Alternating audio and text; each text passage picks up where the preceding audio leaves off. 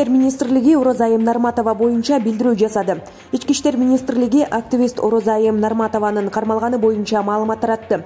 Кыргызстандагы коомдук саясий абалды туруксуздаштырууга багытталган мыйзамсыз иштерге бөгөт коюу максатында интернет айдыңында анализдөө жана мониторинг иштери жүргүзүлгөн. Анын жыйынтыгында Москва шаарындагы Мен макулмун жана Менин укугум бар коомдук кыймылдарынын лидери, Бүтүн Кыргызстан партиясынын мүчөсү Орозайым Нарматова бир нече жылдан бери Россияда эмгектенери, аталган коомдук кыймылдардын мүчөлөрү менен бирге чогулуш жана конференцияларды уюштуруп турары аныкталды. Ал иш-чарада Нарматова мигранттардын, ошондой эле Кыргызстанда жашаган жарандардын арасында наразычылыкты көбөйтүү үчүн дайыма Кыргызстандын бийлик өкүлдөрүн негизсиз сындап келет. Нарматованын билдирүүлөрүндө жагымсыз пикир жана бийлик өкүлдөрүнүн ишин дискредитациялоо бар. Анын аракети аймактар аралык кастыкты козутууга жана бийликти күч менен басып алууга шарт түзөрүн айгинелейт деп айтылат маалыматта. Чогултулган материалдар Жазык кодексинин 313-беренесинин расалык, этностук, улуттук, диний же региондор ортосундагы кастыкты араздашууну козутуу биринчи бөлүгү менен катталып, сотко чейинки өндүрүш иши башталган. Ички иштер министрлигинин тергөө кызматынын тапшырмасы менен Нарматова Ош шаарындагы аэропортто кармалган. Учурда аны Ички иштер министрлигинин тергөө кызматына жеткирүү иштери жүргүзүлүп жатат. Булак Назар Ньюс KG. Тирүүлөө чирип баратам. Белгилүү ырчы ден соолугу начарлаганын айтты. 1990-жылдары өтө белгилүү болгон ырчы неврологиялык оорудан жапа чегип келет. Мындан улам көптүн көзүнө чыкпай жашап жүргөнүн айтканы бар. Россиялык ырчы Андрей Губин Египеттен дарыланып, Россияга кайтып келгенден кийин оор илдети боюнча айтып берди.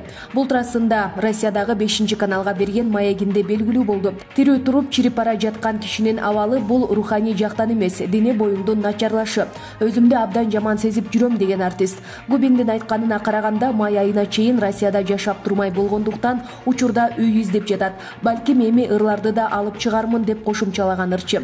Артист 2000-жылдардан тарта неврологиялык илдет, сол жак беттин бетте пайда болгон жанды кыйнаган катуу оору менен жабыркап келгени маалым. Илдеттен улам ал элге көп көрүнбөй, оолактап, чет мамлекетте жашап жүргөнүн айтканы бар. Андрей Губин 1990-жылдары атагы далайга тараган ырчы болгон. Ал 2000-жылдардын ортосунан тарта экрандан жок болуп кеткен.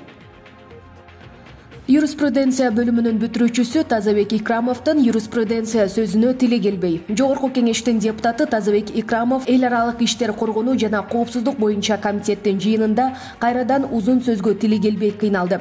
Жыйындын жүрүшүндө парламентарийлер талкуулай турган суроолорду окуп жатып, бир жеринен такалып калды. Икрамов юриспруденция деген сөздү окуй албай койду. Эң кызыгы, Тазабек Икрамов 1996-жылы Кыргыз мамлекеттик дине тарбия жана спорт институтун тарбия мугалими адистигин бүтүргөн. Ал эми 2010-жылы Кыргыз мамлекеттик юридикалык академиянын юриспруденция бөлүмүнүн бүтүрүүчүсү болгон. Падишахан Султаналиева: Анжика, эми өлдүң, кулова чайнабай жутат. Ырчы Анжелика менен журналист Баян Акулованын кайым айтышы көпчүлүктү иренжитип, кейбирлерине тамсилге да айланды. Өзүнүн пикирин жашырбай жазып келген, муз үстүндө дүйнөлүк чемпион таптаган Падишахан Султаналиева да бул тууралуу өз пикирин тамашага салып жазып чыкты.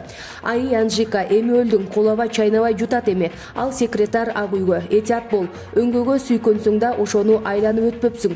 Сулууларга жашоо кыйын. Келемиш менен ийнелик, самса менен пилмешке деген тамсил жаза койсомбу? Билбейм, силер кайсынысын колдойсуңар. Мен анчы ийнелик, пилмешкени колдомокмун. Тигиде ансыз да торумуз жок. Менден 5 бетер. Мыскыл жана тамашалуу шайлоого келгиле, манты, самса, пилмешке жегиле. Келемиш менен ийнеликтин күрөшүн дүркүрөтүп кол чабуулар менен көргүлө. Пиарлап койдум экөөсүн тең, шайлоо алдында тытып салбаса болду эми деп аягында тамаша менен аяктаган. Бекборбиев парламенттик шайлоого даярданып жүрөт. Ырчы Бекборбиев парламенттик шайлоого дагы бир жолу катышууга ниеттенип жатканын Вести KG билдирди.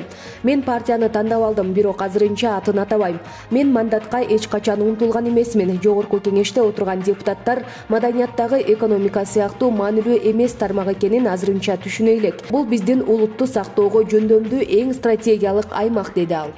Бишкектеги 11 мектеп газ менен жылытылат. Бишкектеги билим берүү мекемелери жылытуу мезгилине даярдалып жатат. Бул тууралуу Бишкек шаардык мэриясынын басма сөз кызматы билдирди. Каладагы 41 орто мектептин ичинен 10 мектеп электр менен, 18 мектеп көмүр менен, 11 мектеп газ менен, 2 мектеп сатып алган буу менен жылытылат.